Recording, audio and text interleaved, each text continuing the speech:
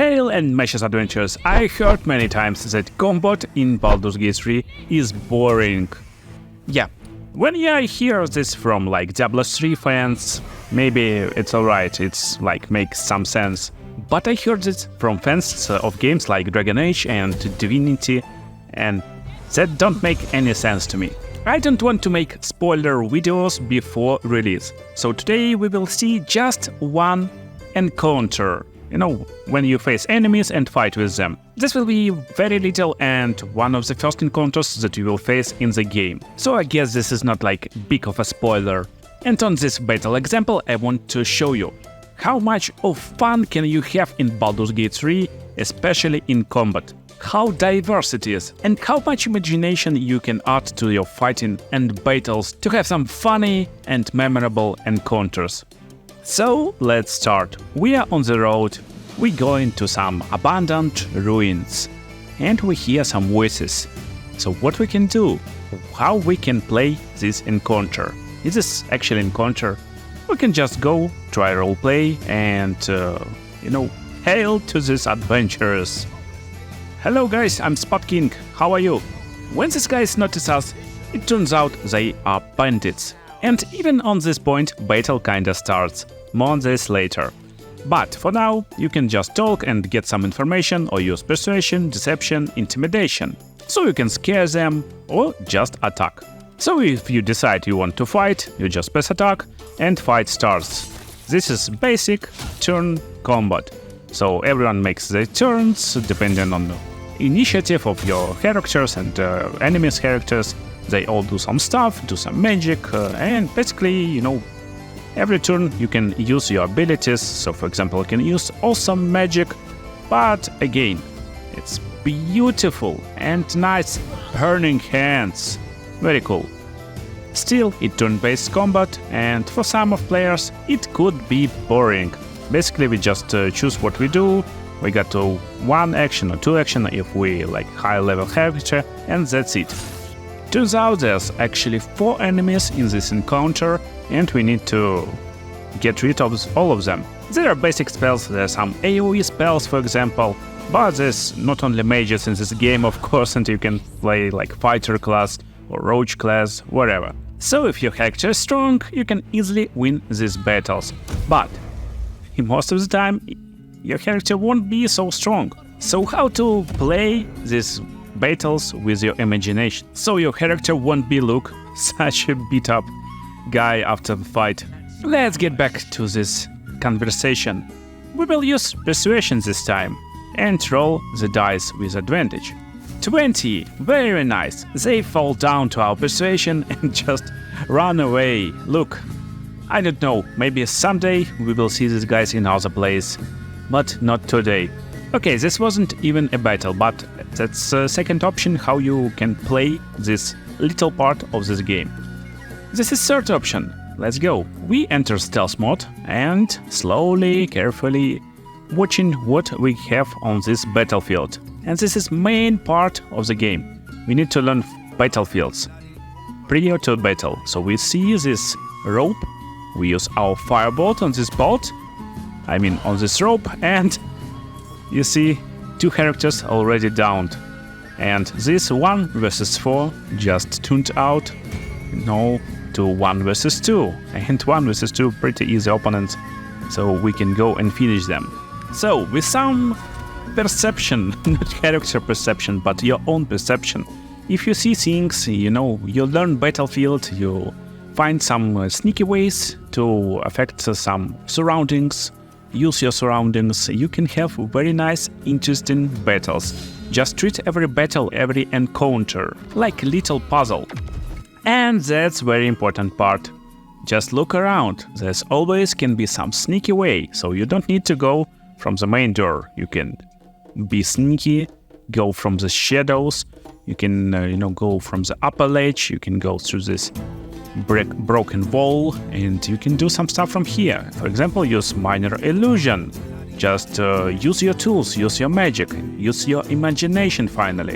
And when enemies fall to your minor illusion, just use a fireball and destroy them all. Already, this little and easy encounter is crazily diverse.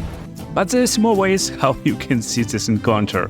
So for example, instead of road on the right, you can pick this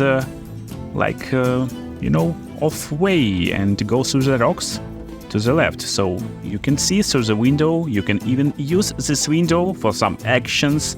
So again, use your environment, just go, sneak out to the window. If your character is strong, he can jump up this wall. And you can use this window to shoot your enemies, or even you can, have some aim and try to destroy this rope, for example. Again, from sneaky location, destroy enemies before they even notice. Just insane stuff if you're being creative. And that's my idea.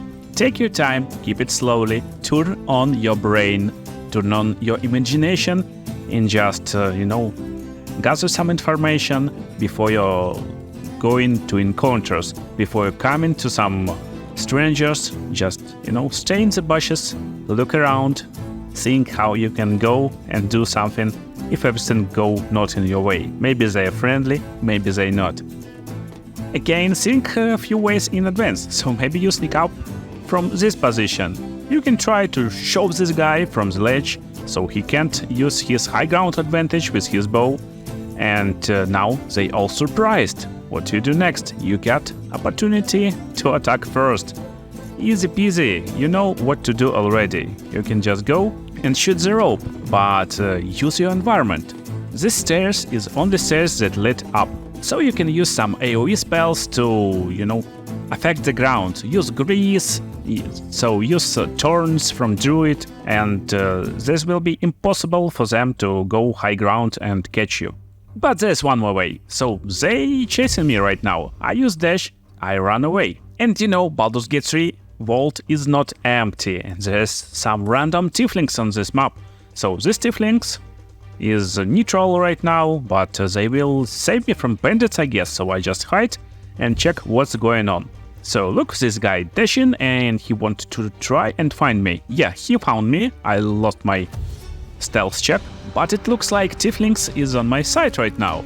Yeah, they're helping me. Meantime, I will try to go and hide in some bushes, and if I will be lucky enough, yes, I guess I'm stealthy right now.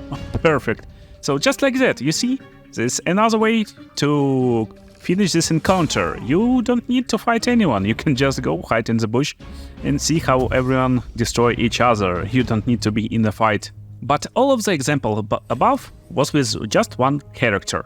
So right now we got 3, but when you will play, you will get 4 characters in your party. And opportunities and diversity widens up even more. So right now we use Shadowheart to go stealthy on the rocks, and me and Lazel will go on the road.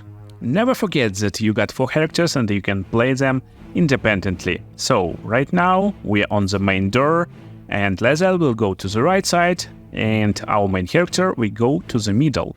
So we just learn location, we see what's going on, we understand where the enemies, possible enemies, we don't know exactly right now. Are they enemies or are they friends? Maybe they're friends. So we just see how we can face this encounter right now. And just hide nearby with our party members. Shadowheart already approaching this gnome on the high ground with a bow. And with our main character, we going to these bandits. Or friends. We don't know exactly right now, yeah.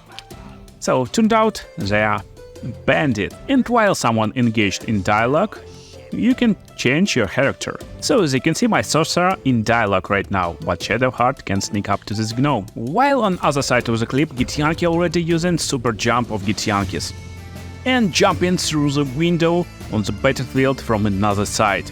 Battle just started, but Shadowheart still not in battle and sneak up to this gnome, of course, to shove him to the low ground. And as you can see right now, it's completely different fight. This enemy wizard can't escape, and he's not a problem right now, just like that.